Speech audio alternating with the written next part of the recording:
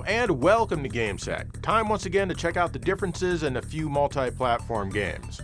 A lot of the games in this episode kind of flew under the radar. Now, they're not necessarily hidden gems or anything like that, but it's still fun to see the differences that each platform offers. For example, this first one, I didn't even know had a version on the Super Nintendo, so let's check it out. This is Deadly Moves on the Genesis from Kaneko. This one-on-one fighting game is known as Power Athlete in Japan. If you choose a single-player game, you can only play as Joe, which for me is convenient, but you can pick your next opponent. Bizarrely, the game uses a jump button plus a punch and a kick. You can also move up and down in the stage a bit. Coming out over a year after Street Fighter II was introduced and became mega popular, this was strange to see indeed, as well as being only able to play as a single character. Of course, you can do a few special moves, but they don't really come off reliably for me.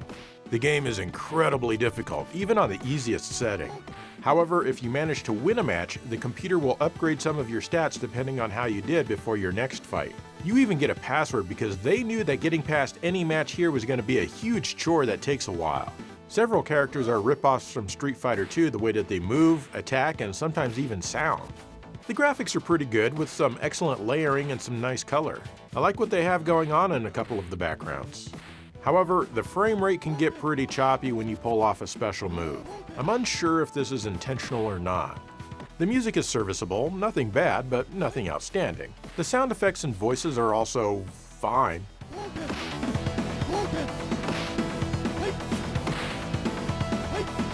This is a below average fighting game that could be fairly decent with a few tweaks.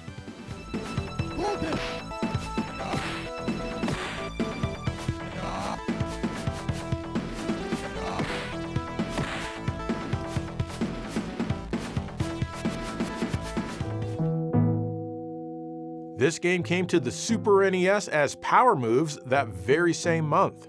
This is basically the same exact game here, but there are some differences. You still have a password feature, and they're not cross-compatible between the games. But the Super NES one here only has a 0 and not an O, so you're less likely to write down your password wrong. Yay!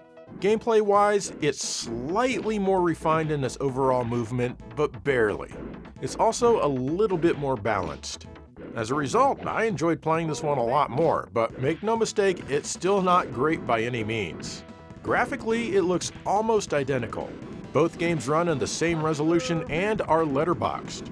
Your character has red wristbands on Nintendo and blue wristbands on Sega.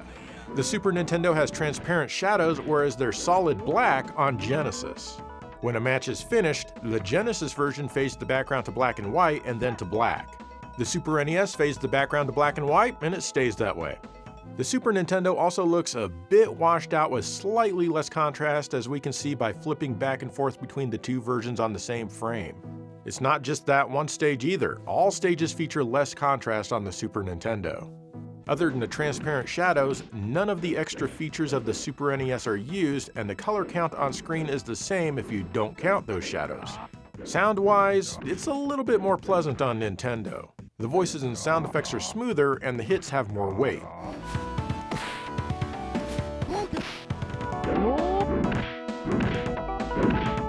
Musically, it's going to depend on your preferences. It's the same music, but the Genesis sounds a bit gritty, whereas the Super NES sounds a bit muffled.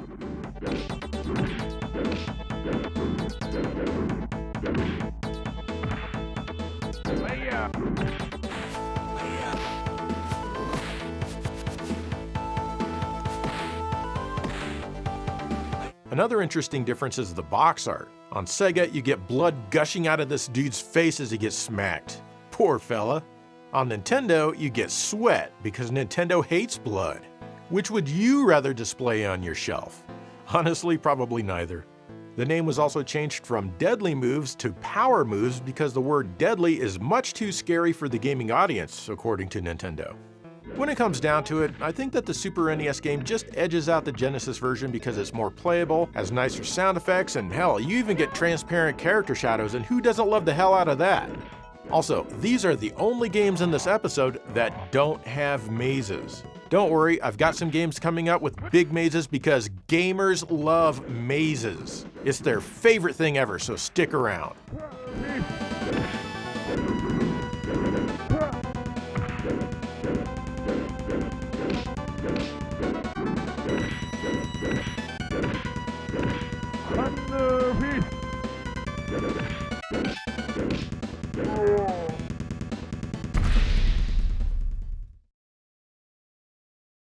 Next is a game that certainly isn't a favorite, but I thought it was exclusive to the Genesis. I mean, who the hell would want to port this? But recently I found out that yes, it does have some ports, so basically this next segment is an excuse for me to check them out. And you too, I suppose. This is Last Battle on the Genesis from Sega. This was a launch game for the console, and it's a single-plane beat-em-up. You play as Arzok, and your goal is to beat up everyone else. This was obviously a Fist of the North Star game in Japan, and they didn't change much here except the character names and the colors of the bosses. Oh, and in Japan, this game has lots of blood whenever you kill an enemy. That's pretty cool if you're an edgy teen. The birds in Last Battle still have the blood though. To be honest, Sega of America probably didn't play far enough into the game to notice. Can't really blame them. You can jump, kick, and punch. A meter builds as you defeat enemies, and once it gets to a certain point, you power up, just like an altered beast. Finally, your jump kicks are no longer useless. You have a map to navigate, but be careful, because if you do it out of order, you can regret it. You'll also be prevented from going to certain areas unless you've dealt with others first. There are 4 chapters in this game, and each chapter has a long-ass maze to go through. These are mind-numbing, and the only enemies you fight are in rooms if you choose to enter them.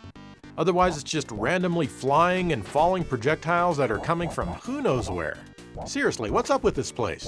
I like how when the axes get to the edge of the screen, they automatically turn around and come back towards you. Go the wrong way, and you need to backtrack, and that can sometimes be very painful. You can actually speed up the process quite a bit by crouch jumping. This is also necessary to jump over some holes in the third maze. Sadly, it took me a long time to figure this move out. And this move only works in the 4 mazes for some reason. You can't use it outside. After you beat a chapter, your roids wear off and you put your shirt back on. But don't worry, you'll repeat the power-up process again. The game is slow, boring, and difficult as hell.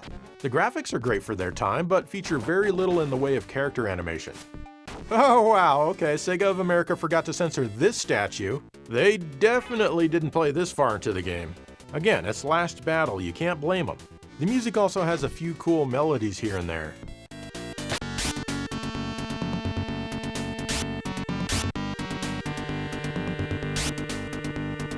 So why is this particular game in an episode like this? What the hell did it get ported to?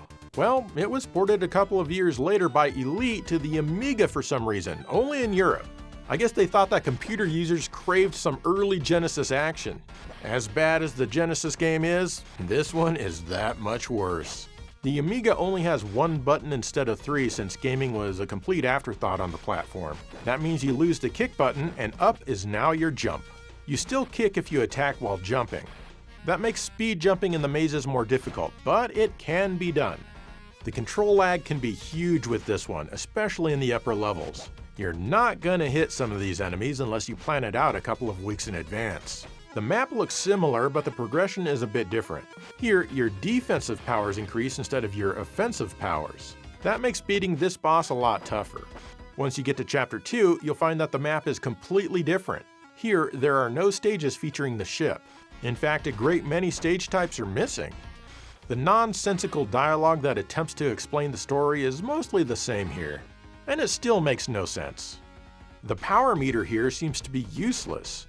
You're supposed to power up into the shirtless version of yourself when it hits one of these triangles, but that never happens, even when the gauge is completely full. Why even bother having the gauge? At one point, the game crashed on me. Oops. I had to restart and go through the whole thing again, lucky me. But they start you out on that stage facing the wrong way which you're supposed to walk, so of course I'm gonna go that way. There's some other minor things missing here, like for example, the entire second half of the game! That's right, it ends after Chapter 2. They knew nobody would want to play 4 chapters of this crap.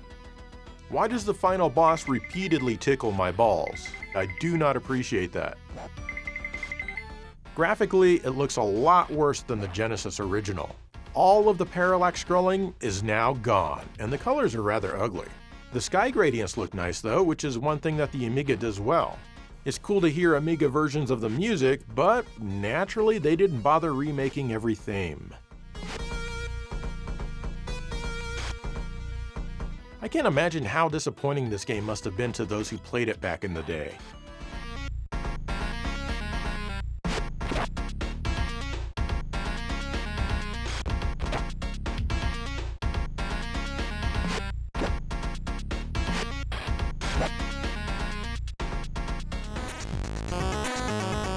Elite also released a version of Last Battle for the Commodore 64 that same year, also only in Europe. Believe it or not, this one's a lot better than the Amiga version, at least when it comes to the gameplay. You still only have one button, but it works a lot more smoothly here with less lag. You seem to be in shirtless mode at all times and don't seem to have a version with the shirt on. The number of the stages and the layout has been greatly simplified. The graphics feature very smooth parallax scrolling, unlike the Amiga game. There are some sound effects, but no music other than the title screens. There was no option to play with the music that I could find. Unfortunately, I ran into some problems. When I finished Chapter 1, I got a disk error when it tried to load Chapter 2. This happened to me twice. When I tried the third time, the graphics were all glitchy. When I tried the game again, it just stopped loading, and now it won't load for me. Turns out this was originally a tape game, so I tried that. Holy crap, this has been loading for over 7 minutes now. This is completely unacceptable for 1991. In the mid-70s or something, I could see it maybe being okay, but not 1991. When it comes down to it, you lose no matter which version of Last Battle you play. But you lose the hardest when playing the Amiga version. Hell, I'd say you lose equally as hard playing on the Commodore 64 because of the loading issues. I'm still amazed that they wanted to port this game at all. Must have been a cheap license.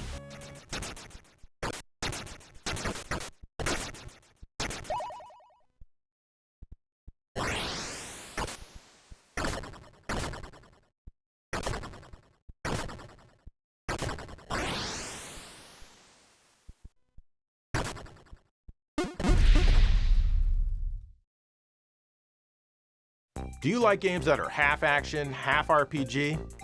Doesn't really sound like a mashup that would work extremely well, does it? But this next game, I think it pulls it off well enough. I mean, I like it for what it is. This is XZR2 on the MSX2 from Telenet. You know, the mega popular XZR2. You know what that is. Who doesn't? I'm just kidding. This is kind of an obscure action RPG. It was also released on the PC 8088, I believe, but since I have an MSX2, this is the version you see. You have a party of 4 people who roam around town and talk to people and buy armor, weapons, and drugs. This is a partially translated version that I'm playing here. Eventually, you'll be transported into the action sequences. You'll want to grind a little bit at first to go up a few levels to be able to afford some better weapons and armor. You can exit out of these action scenes to go back to the town and buy them when you have enough money. Fortunately, leveling up doesn't take very long. In the action scenes, you only ever play as Sadler, who is the lead party member. The other people in your party only serve up conversation from time to time. Well, sometimes they serve as a plot device like getting kidnapped. Now you need to go find them. One button brings up the menu and the other is for attacking. That's right, you press up to jump, which makes this one pretty awkward to control. You can kind of get used to it though. The scrolling is extremely choppy. It's the MSX2. This ruins the overhead scenes more than the side view action scenes, believe it or not. Mainly because it's quite difficult to guide your party around the various structures. Otherwise, the graphics are slightly below average from what you'd expect from the MSX2. The music isn't anything special, and it has a few ear-grating PSG themes here and there. Overall, this game is okay for its time, but we were already playing much better stuff on consoles. That's because consoles rule.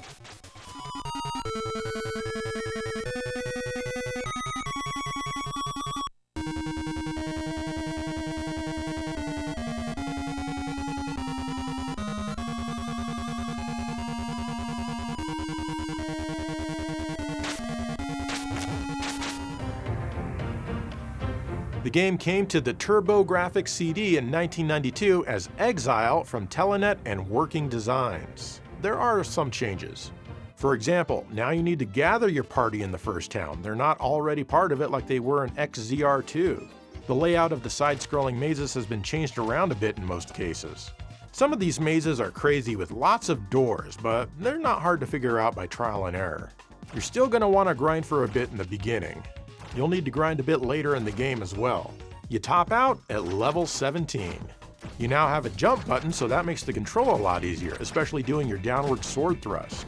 The game still has a heavy focus on religion, but town names have changed from real places on Earth to fictional names.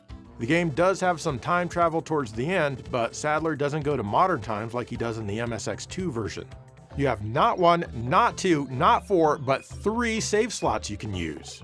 Be careful though, because if you die without first saving the game, there's a bug here and you can't exit the screen without resetting the entire console. The graphics are nice and bright, running in the same resolution as the MSX2 game, though now you also have a border around the action like an Ys game. There's a touch of parallax scrolling here and there. Nothing particularly special. Naturally, there are a lot of cutscenes here, all animated and voiced with the utmost care. Some of the actors even went to the GameSack School of Acting. Sadler, you can't trust him. This is just a trap set by the Clispins. The music here is mostly pretty good and not based on the MSX2 version at all. Kinda funny though, Kraftwerk's Numbers is sampled in one of the tracks.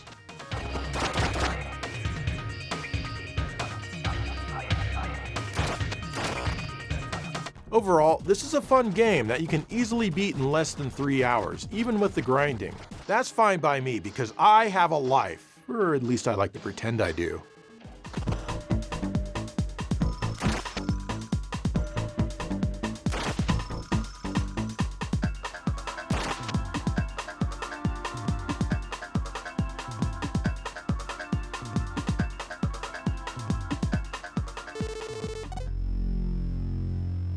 Exile arrived on the Genesis also in 1992 from Telenet and Renovation. This one has the same style as well as the same layout for the towns and the dungeons as the TurboGrafx-CD game. Sadler's jumping, however, is a bit more awkward here with a triangular arc, but it's nothing you can't get used to. Sadler now has a rapid fire attack, though you can achieve this on the Turbo by just sliding the turbo switch up on the controller. When you level up in the Turbo game, all of your depleted life is restored to the new level. Here on the Genesis, that doesn't happen until you exit the dungeon that you're in. When you exit a town, you don't have to first select Map like you do in the previous 2 games. This is a nice, if minor, addition. The Genesis adds a warp spell to your magic, which puts you back at the start of any dungeon that you're in. I love this spell, though it will subtract some of your overall game time, obviously. The text here is tiny compared to the Turbo game and much more difficult to read since it's shaded. It looks even worse on a CRT than it does here. It looks more like this. The scan lines make it even tougher to read. There's a lot more text here as well, as the characters all take many more words just to say the same damn thing. Speaking of damn, this game actually has that scary word, unlike the Turbo game. They did, however, take away Sadler's cigarette on the Genesis. It's probably the reason I was never interested in smoking. This one uses mostly the same names for the towns, but there are a couple of things that have different names. Religion plays much less of a role in the game's story, as it's mostly about warring factions now, but it does pop up more towards the end. The TurboGrafx-CD game has a much more pleasant translation that reads better and it feels like it has more life to it. The Genesis is missing the town that's on fire entirely, probably because Genesis owners would get PSTD or something. Instead, the survivors that you need to find are in the basement of an additional church in the previous town. The lack of this town will subtract maybe about 5 minutes off of your total playtime. This island has naked girls all over the place on the TurboGrafx-CD, but they've been removed completely on the Genesis game. The 1 or 2 women that remain are fully clothed. The graphics are similar to the TurboGrafx-CD and again run in the same resolution. However, here there's anywhere between 15 and 30 fewer colors on screen at once comparatively. Believe it or not, the Genesis does not add any extra scrolling. The music is mostly Genesis versions of the CD tunes, though a few melodies are exclusive to this game. It's not bad, but not in the Genesis Hall of Fame either.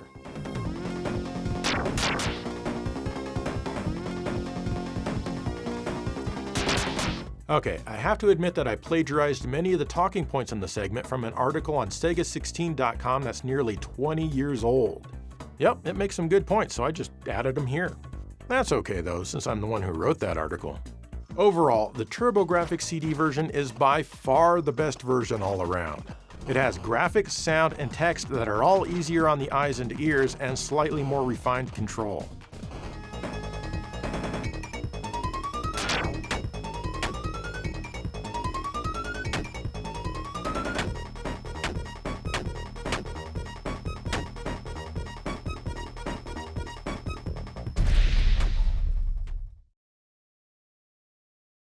Now we have a game that I never would have imagined got as many ports as it did, but I can understand why because it is a fantastic game. Here's Wonder Boy 3: The Dragon's Trap on the Sega Master System. It was developed by Westone and Sega in 1989. This game picks up right where the previous game, Wonder Boy and Monsterland, left off. Except now you have green hair for some reason. The first maze is a simplified version of the previous game's final maze. Once you beat the Mecha Dragon, coins start flying around and a blue flame tries to get you. Once it does, you transform into a lizard. Okay, this isn't how the previous game ended. I remember everything being fine. But now, instead of saving the kingdom like in the previous game, you're on a selfish quest to restore your own humanity. It's actually kind of refreshing to have a game where you don't have to save the entire world or whatever. You collect money and find treasure chests to extend your life. And of course, you work your way through devious mazes. These mazes are more often than not tough to get lost in though. Naturally, you fight even more bosses. After each boss fight, you get transformed into a new animal. Each animal has their own unique abilities that will let you progress into new areas and fight different bosses. Kinda like a Metroidvania! Each animal is also really fun to play. Eventually, you'll be able to transform into all of the different animals whenever you want just to make sure you got everything there is to get in the game. You have shops to buy stuff and a menu to manage your items and equipment. Though you need to press the pause button, which for the Master System is on the console itself. That kinda sucks. There are some cheap shots here and there when you enter a screen. Yeah, have fun avoiding that. You can resume your game with a password provided by a smoking pig. The graphics are very colorful and have lots of personality to all of the areas. Sadly, they only scroll at 30 frames per second for some reason, and yes, I noticed this even back when the game was new. But you do get used to it. The music is great as well, with catchy tunes that are quite memorable.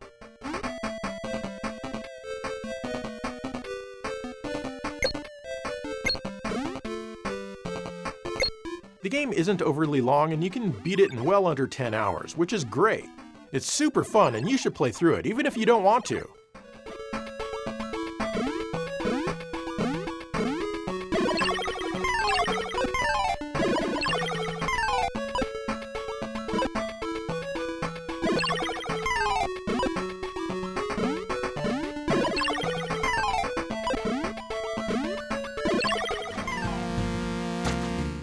In 1990, Dragon's Curse came out for the TurboGrafx-CD from Hudson Soft. Like always, Hudson remakes Wonder Boy games, but they don't have the license to the characters, so those are changed and renamed. At least you start out with yellow hair here, which is more faithful to the game this was originally a sequel to. Otherwise, this game is functionally the same as the Master System version in most regards. Game progression is the same, maze layouts are the same, hell, even the shop prices are the same. But there are some improvements that you'd expect. The graphics are a bit more detailed, though not much at all. You really need to look at the game side by side like this to be able to tell. Or we can flip back and forth from one version to the other. Which method of comparing games do you like better? The boss fights now have a nice looking background which look very similar to the boss rooms in Wonder Boy and Monsterland.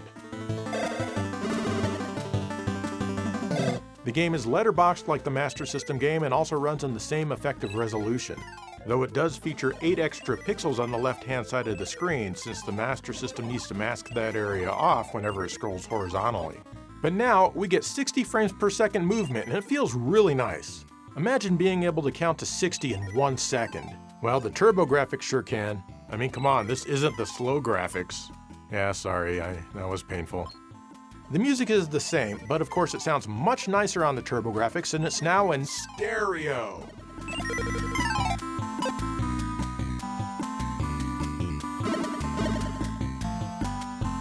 It also has a couple of quality of life improvements, like being able to access the menu by pressing run instead of the pause button on the console itself.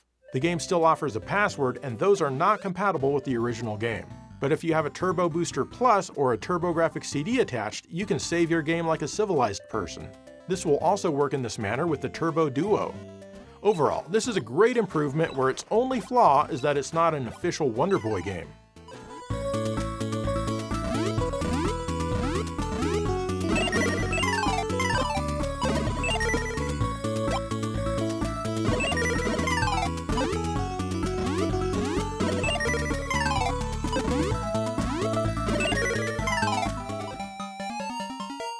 Wonder Boy: The Dragon's Trap came out in 1992 from Sega on the Game Gear. That's right, it's no longer Wonder Boy 3.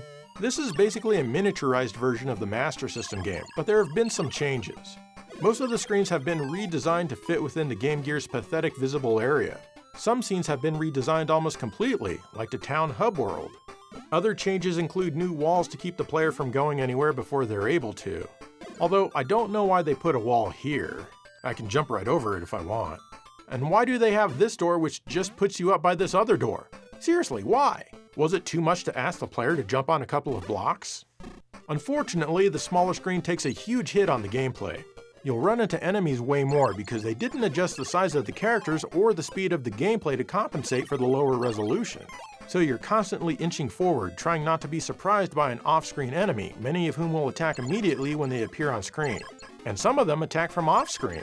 There have been a couple of gameplay changes too. For one, the crabs are less aggressive now. They won't touch you if you leave them alone, which I guess makes you the bad guy for killing dozens upon dozens of them just to get some money. I like money though. The prices in the shops are now lower. You also get crystals which you can enable in the menu. When you use them, you warp back to the town from anywhere. These replace the return rooms which were in the previous two games. Other than the layout redesigns, the graphics are the same as the Master System original. It doesn't seem to use any of the extra colors that the Game Gear offers.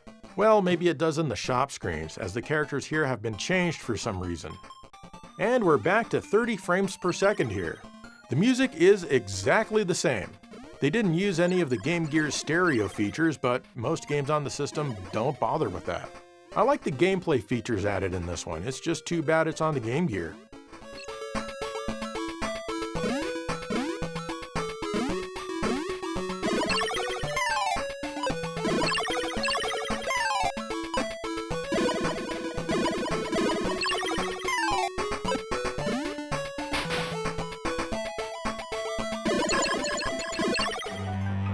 Wonder Boy: The Dragon's Trap was then remade by Lizard Cube for modern platforms like the PlayStation 4, Xbox One, Switch, and PC in 2017. I'm playing on the PS4 here. That's right, it's not Wonder Boy 3 here either. If you look closely, you can see that there's some differences. The visuals are now cartoony and look incredible. But the basic gameplay is pretty much the same as the original. You have more buttons now though, and that means the sub-weapon gets its own button. I like that. You can also select between them with L and R without having to go into the menu. The controls have improved in other areas, like being able to take corners easier as the mouse. The smoking pig is back. Hell, I'm surprised he's not vaping. The menus now tell you how each item improves your stats before you buy it. You have easy, normal, and hard difficulty settings for the first time. There's also a new area called the Unknown, which presents some optional challenges for you to try. Pretty cool, I guess, but I didn't really invest much time into these. You can also play as Wonder Girl if you want. The visuals here are outstanding. You get hand-drawn 2D with lots of parallax layers. There's also some occasional 3D objects in here that you'll notice if you look really close, like the candles in their columns here.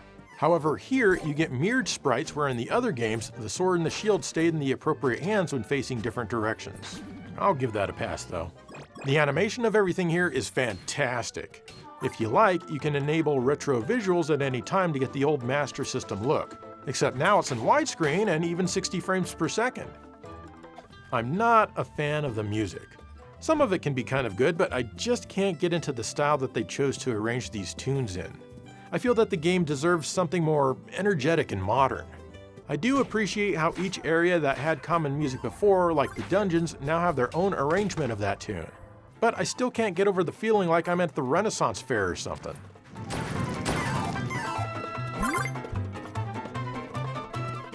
You can choose to listen to the old 8-bit tunes if you want, and it is an improvement, but it also doesn't fit the visuals. Still, I do recommend getting the official soundtrack though, as it's only $6 and it has nearly 100 tracks. There are a bunch of bonus tunes and other styles that are definitely worth a listen if you like Wonder Boy 3 music.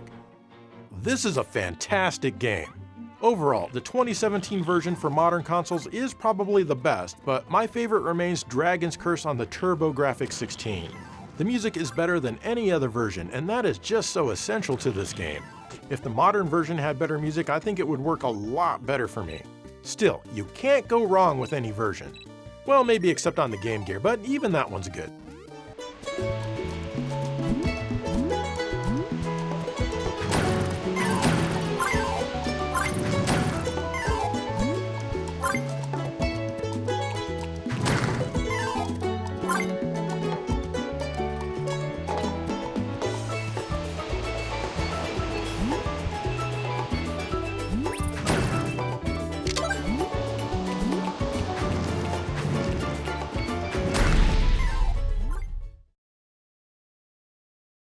And there you go, more comparisons of the same games on different platforms. Of course, now I'm wondering what are some games that appear on different platforms that you think might be fun to compare the difference. You get the idea. Thank you for watching GameSack.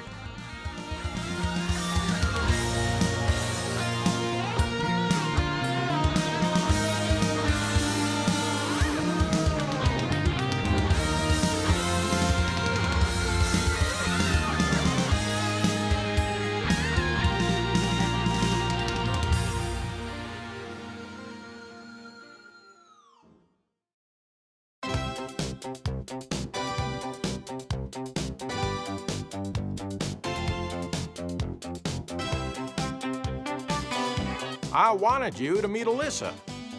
Now you have the look of a hero! Arzok saved the world!